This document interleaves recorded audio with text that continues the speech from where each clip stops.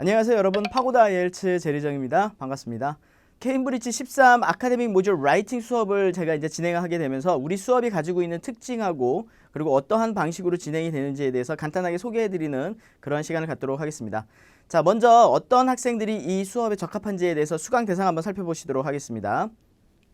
자, 먼저 영어권 국가대학 또는 대학원 진학을 또는 유학 준비로 하고 있는 학생분들을 대상으로 하고 있습니다. 우리 IELTS 시험이 영연방 국가라고 하죠. 영국과 뭐 호주, 캐나다, 뭐 뉴질랜드 이렇게 진행을 많이들 이제 학생들이 준비를 했는데 최근에 미국으로 진행을 이제 많이 하게 되면서 또 유럽 국가들 일부 많이 받아들여지고 있죠. 그래서 학생분들이 요 시험들을 많이 보고 있어요. 그래서 유학을 우선 준비하는 학생들이 요 시험 준비 아카데미 모듈에 이제 해당이 된다고 보시면 되겠습니다. 자, 그 다음에 이제 목표 점수를 제가 6.0에서 7로 잡았는데요.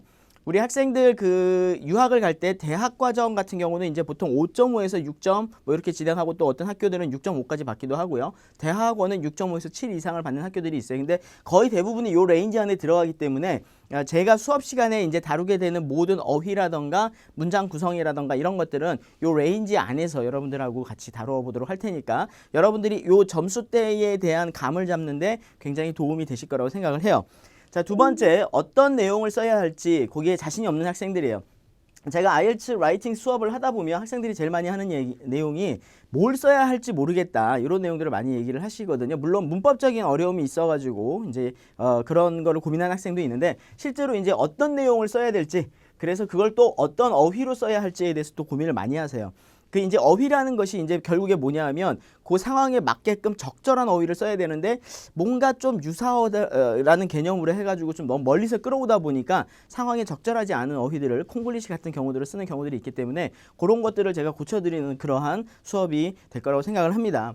자, 세 번째 보시면요. 에세이 작성 기본기를 가지고 주요 패턴을 익히고 싶은 학생들 뭐 이렇게 되어 있는데요.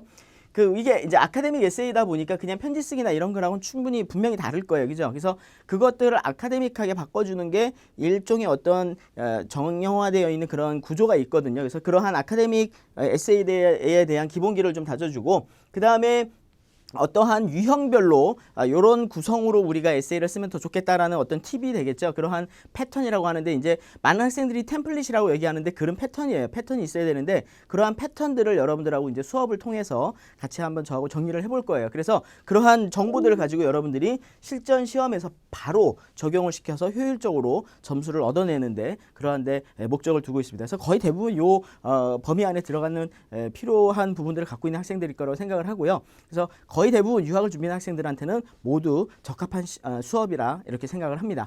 자, 우리 이 교재 구성이 어떻게 되는지 한번 살펴보도록 하겠습니다. 이미 문제를 보신 분들은 아시겠지만 우리가 보통은 이제 케임브리지 시리즈들은 4개의 테스트로 구성이 되어 있고요.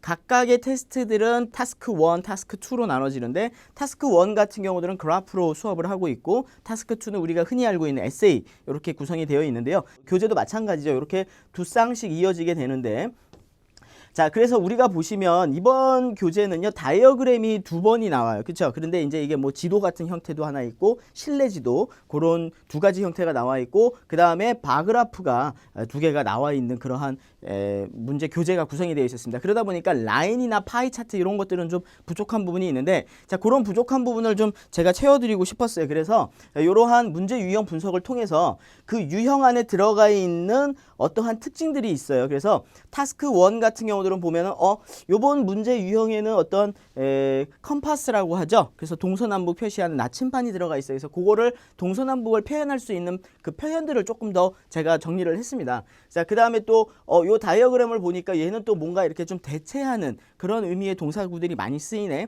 그러면 이 동사구들을 어떻게 다른 단어들로 활용을 해가지고 레인지, 렉시컬 부분이죠. 그런 어휘 부분을 어떻게 확장시킬 수 있을지에 대해서 같이 훈련을 시켜드리는 거예요. 그러니까 단순하게 그냥 문제 하나 읽어보고 샘플 앤서 띄워가지고 이렇게 써 있습니다가 아니라 그 사이사이 중간중간에 그 유형에 맞는 좀 적합한 어휘와 표현들을 같이 공부를 한다는 얘기예요. 그래서 그걸 먼저 공부를 하고 그걸 바탕으로 해서 에세이를 쓰는 형태로 그렇게 진행을 했어요. 그래서 타스크 1은 그런 식으로 진행이 되어 있고요.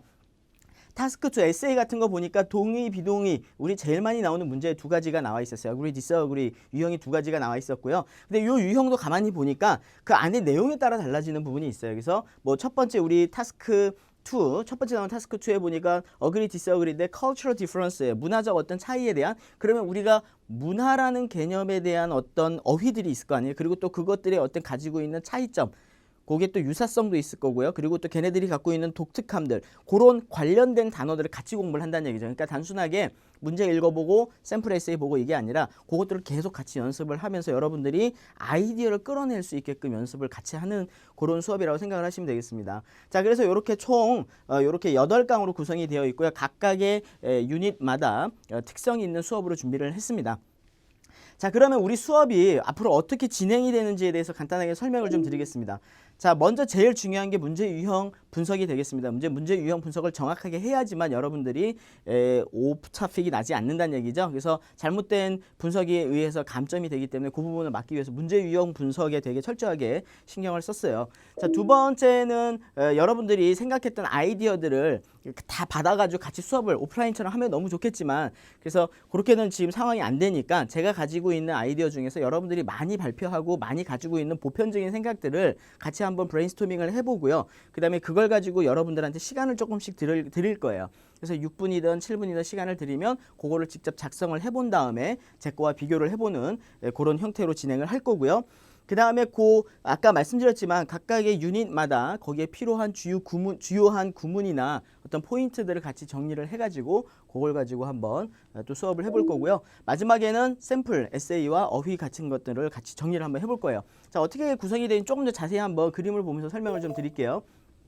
항상 이렇게 문제 분석이라는 부분이 들어가고 거기에 문제를 같이 볼 겁니다. 그래서 문제 읽어보면서 여기에 중요한 포인트, 여러분들이 놓치지 말아야 될 포인트가 있고 굳이 하지 말아야 될 생각까지도 한번 얘기를 해볼 거예요. 그건 왜 그러냐 하면 글을 쓰다 보면 너무 멀리 있는 곳에서 아이디어를 끌어오는 경우들이 있어요. 그러다 보면 토픽에서 벗어나는 거거든요. 우리가 글자 수를 250자, 150자 내에서 써야 되기 때문에 너무 방대하게 쓰다 보면, 세상을 구할 것처럼 쓰다 보면 그게 오프토픽이 나는 경우가 많기 때문에 그런 부분들을 되게 좀 집중을 하셔야 되겠어요. 제가 문제 유형 분석에 대해서 좀 시간을 많이 쓸 거고요. 자, 그 다음에 두 번째가 이제 브레인스토밍 에세이인데 요것도 마찬가지예요. 그냥 처음에는 이제 뭐 아이디어를 그냥 제목만 하나씩 이렇게 적어주고 그 다음에 알아서 쓰세요 이렇게 하는 선생님들도 많고 수업도 많은데, 저는 여러분들이 힘들어하는 게 뭔지 알아요. 그 아이디어를 얘기한 다음에 걔네들을 풀어가는 내용 방법을 모르는 거잖아요. 그래서 저는 그 방법을 같이 연습을 해볼 겁니다. 그래서 지금처럼 그 유형별로 그 아이디어별로 조금 더 구체적으로 잘라서 정리를 해보고 그냥 그것들을 영어 단어로 바꿨을 때 문단이 완성이 되게끔 그렇게 연습을 좀 해볼 거예요. 물론 그 안에는 중요한 구문이나 이런 것들이 당연히 들어가겠죠. 그래서 그런 부분들은 제가 중간중간에 이렇게 별도의 창을 넣어가지고 중요한 표현들 같이 한번 정리를 해보도록 하겠습니다. 자, 마지막에는 이렇게 샘플 에세이가 이렇게 하나씩 들어갈 거고요. 그리고 또 뒤에 부분에는 여러분들이 이 수업 중에 다뤘던 중요한 표현들, 동사구가 될 수도 있고요. 아이디어들이 될 수도 있고 걔네들을 정리를 해서 제가 한 번씩 마무리를 해드릴 겁니다. 물론 우리 이 수업을 이렇게 들으시면서 요 안에서 보는 것도 있겠지만 여러분들이 별도로 또 같이 학습을 하셔야 될 내용들이 있어야 될 거 아니에요. 그래서 저희가 수업 중에 보셨던 그 내용들을 좀 정리를 해서 샘플 모범 답안을 하나씩 정리를 했고요. 그 다음에 그 아이디어들을 정리하는 데 필요한 도움이 될 수 있는 어휘 부분들, 그리고 또 필수 동사구들을 정리를 해서 PDF로 같이 첨부해서 제공을 해드릴 거니까 여러분들이 혹시 이 수업을 들으시면서 볼 수도 있겠지만 혼자 별도로 공부를 하려고 할 때도 많은 도움이 될 그런 자료들이라고 생각을 합니다. 자, 이렇게 알차고 짜임새 있는 구성으로 수업을 준비했고요. 여러분들이 열심히만 한다면 단기간 안에 IELTS 라이팅에 대한 어떤 전반적인 이해와 그 다음에 또 여러분이 목표로 하는 점수를 동시에 두 가지를 얻을 수 있는 그런 기회가 될 거라고 생각을 해요. 자, 그러면 여러분들 현명한 선택을 기다리면서 저는 본 강의에서 여러분들을 찾아뵙도록 하겠습니다. 감사합니다.